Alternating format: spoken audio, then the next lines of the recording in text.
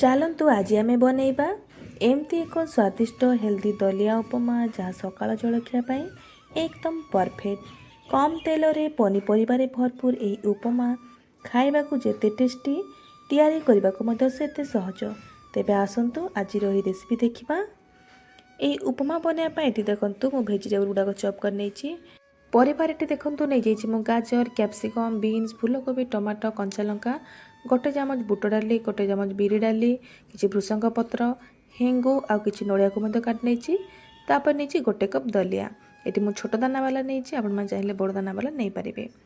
ଆଉ ପରିବାରରେ ଏଠି ଯେହେତୁ ଆପଣମାନଙ୍କୁ କିଛି ପସନ୍ଦ ନ ସ୍କିପ୍ ମଧ୍ୟ କରିପାରିବେ ଆଉ କିଛି ଆଡ଼୍ ମଧ୍ୟ କରିପାରିବେ, ଯେପରିକି ମଟର, ଡ୍ରାଇ ଫ୍ରୁଟ୍ସ ଗୁଡ଼ାକ ମଧ୍ୟ ଆଡ଼୍ କରିପାରିବେ। ପ୍ରଥମେ ଆମେ ଦଲିଆକୁ 2 ରୁ 3 ଥର ପାଇଁ ଭଲ ଭାବରେ କ୍ଲିନ୍କି ଧୋଇ ନେବା। ତାପରେ ଗ୍ୟାସ୍ ଅନ୍ କରି କଡ଼େଇକୁ ବସାଇ ନେବା। ତେଲ ଭଲ ଭାବରେ ଗରମ ହୋଇଗଲା ପରେ ଦଲିଆକୁ ଆଡ଼୍ କରି ଏହାକୁ ଆମେ ଭଲ ଭାବରେ 3 ରୁ 4 ମିନିଟ୍ ପର୍ଯ୍ୟନ୍ତ ଭାଜି ନେବା, ଯାହାଫଳରେ କି ଦଲିଆଟି ପୁରା ଖିଲା ଖିଲା ବନିବ ଆଉ ଏକାଠିକୁ ଲାଗିବନି ବା ଚିପକିବନି। ଦଲିଆ ଭାଜି ହୋଇଗଲା ପରେ ଆମେ ଏହାକୁ ଗୋଟେ ପ୍ଲେଟ୍କୁ କାଢ଼ି ନେବା। ସେହି କଡ଼େଇରେ ଆଉ 2 ଚାମଚ ସୋରିଷ ତେଲକୁ ଦେଇଦେବା। ତେଲ ଭଲ ଭାବରେ ଗରମ ହୋଇଗଲା ପରେ ବୁଟ ଡାଲି ଏବଂ ବିରି ଡାଲିକୁ ଆଡ଼୍ କରିଦେବା। ଗୋଟେ କଞ୍ଚା ଲଙ୍କା ମଧ୍ୟ ଦେଇଦେବା। ଡାଲି ଟିକେ ଭାଜି ହୋଇଗଲା ପରେ କାଟି ରଖିଥିବା ସବୁ ପରିବାରକୁ ଆଡ଼୍ କରିଦେବା। ତାକୁ ମଧ୍ୟ କିଛି ସମୟ ଭାଜି ନେବା।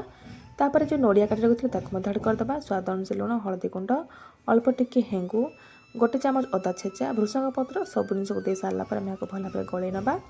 ତାପରେ ଆମେ ଏହାକୁ କଭର୍ କରି 3 ରୁ 4 ମିନିଟ୍ ପର୍ଯ୍ୟନ୍ତ କୁକ୍ ହେବା ପାଇଁ ଛାଡ଼ିଦେବା, ଯାହାଫଳରେ ପରିବା ଟିକେ ଭଲ ଭାବରେ ସଫ୍ଟ ହୋଇଯିବ। ଏଠି ଦେଖନ୍ତୁ 4 ରୁ 5 ମିନିଟ୍ ପରେ ପରିବା ମଧ୍ୟ ଭଲ ଭାବରେ ସଫ୍ଟ ହୋଇଯାଇଛି। ଏଥିରେ ଆମେ ଭାଜି ରଖିଥିବା ଦଲିଆକୁ ଆଡ଼୍ କରିଦେବା ଏବଂ ଏହାକୁ ଭଲ ଭାବରେ ଗୋଳେଇ ନେବା। ଭଲ ଭାବରେ ଗୋଳେଇ ସାରିଲା ପରେ ଏଥିରେ ଆମେ ଯେତିକି ପାଣି ଦରକାର ଆଡ଼୍ କରିଦେବା। ଗୋଟେ କପ୍ ଦଳିଆ ପାଇଁ ବା ଗୋଟେ ଗିନା ଦଲିଆ ପାଇଁ ଏଠି ଆମେ 2.5 ଗିନା ପାଣିକୁ ଆଡ଼୍ କରିବା। ଏହି ମେଜରମେଣ୍ଟଟି ଆପଣମାନେ ସବୁବେଳେ ମନେ ରଖିବେ, ଯାହାଫଳରେ କି ଆପଣଙ୍କ ଦଲିଆ ଉପମାଟି ସବୁବେଳେ ପରଫେକ୍ଟ ବନିବ। ଆପଣମାନେ ଯଦି କଢ଼େଇରେ ବନାଉଛନ୍ତି ଗୋଟେ କପ୍ ଦଲିଆ ପାଇଁ ଆପଣମାନେ 2.5 ଗିନା ପାଣିର ୟୁଜ୍ କରିବେ, ଆଉ ଯଦି ପ୍ରେସର କୁକରରେ ବନାଉଛନ୍ତି ତାହେଲେ 2 ଗିନା ପାଣି ୟୁଜ୍ କରିବେ। ଏଠି ଦେଖନ୍ତୁ ପାଣି ଆଡ଼୍ କରିସାରିଲା ପରେ ଏହାକୁ ଭଲ ଭାବରେ ଗୋଳେଇ ନେବା ଏବଂ ଏହାକୁ ଆମେ ଲୋ ମିଡ଼ିୟମ୍ ଫ୍ଲେମ୍ରେ ଏହାକୁ ଏମିତି କୁକ୍ ହେବା ପାଇଁ ଛାଡ଼ିଦେବା। ପ୍ରଥମେ ଏହାକୁ ଫୁଟାଇ ନେବା। ଗୋଟେ ଫୁଟା ଆସିଗଲା ପରେ ଆମେ ଏହାକୁ ଲୋ ଫ୍ଲେମ୍ରେ ରଖିକି ଏହାକୁ 5 ରୁ 6 ମିନିଟ୍ ମଧ୍ୟ ଫୁଟାଇ ନେବା, ଯାହାଫଳରେ କି ପରଫେକ୍ଟଲି ପାଣି ଗୁଡ଼ାକ ଶୁଖିଯିବ ଆଉ ଦଲିଆ ମଧ୍ୟ ପରଫେକ୍ଟଲି ସିଝିଯିବ। ଏଠି ଦେଖନ୍ତୁ 5 ମିନିଟ୍ ପରେ ପାଣି ଗୁଡ଼ାକ ଭଲ ଭାବରେ ଶୁଖିଯାଇଛି ଆଉ ଟିକିଏ ଚିପଚିପା ଅଛି ଆଉ ଦଲିଆ ମଧ୍ୟ ସିଝିବା ପାଇଁ ବାକି ଟିକେ ଅଛି। ଏହାକୁ ଆମେ କଭର୍ କରି ଏମିତି ଛାଡ଼ିଦେବା, ଯାହାଫଳରେ ପାଣି ଗୁଡ଼ାକ ଭଲ ଭାବରେ ଶୁଖିଯିବ। ପରଫେକ୍ଟ ଖିଲା ଖିଲା ଦଲିଆ ଉପମା ବନିବ। ଏଠି ଦେଖନ୍ତୁ ଗ୍ୟାସ୍କୁ ଅଫ୍ କରି ଏମିତି କଭର୍ କରିକି 5 ମିନିଟ୍ ଛାଡ଼ିଦେଲା ପରେ ପାଣି ଗୁଡ଼ାକ ସବୁ ସୋକ୍ କରି ନେଇଛି ଆଉ ଦଲିଆ ଦେଖନ୍ତୁ କେତେ ପରଫେକ୍ଟଲି ପୁରା ଖିଲା ଖିଲା ବନିଛି। ଗରମ ଅଛି, ଥଣ୍ଡା ହେଲା ପରେ ଏଇ ପରଫେକ୍ଟଲି ପୁରା ଝୁରଝୁରା ହେଇଯିବ। ଏବେ ଆମେ ଏହାକୁ ଗୋଟେ ପ୍ଲେଟ୍କୁ ବାଢ଼ି ନେବା।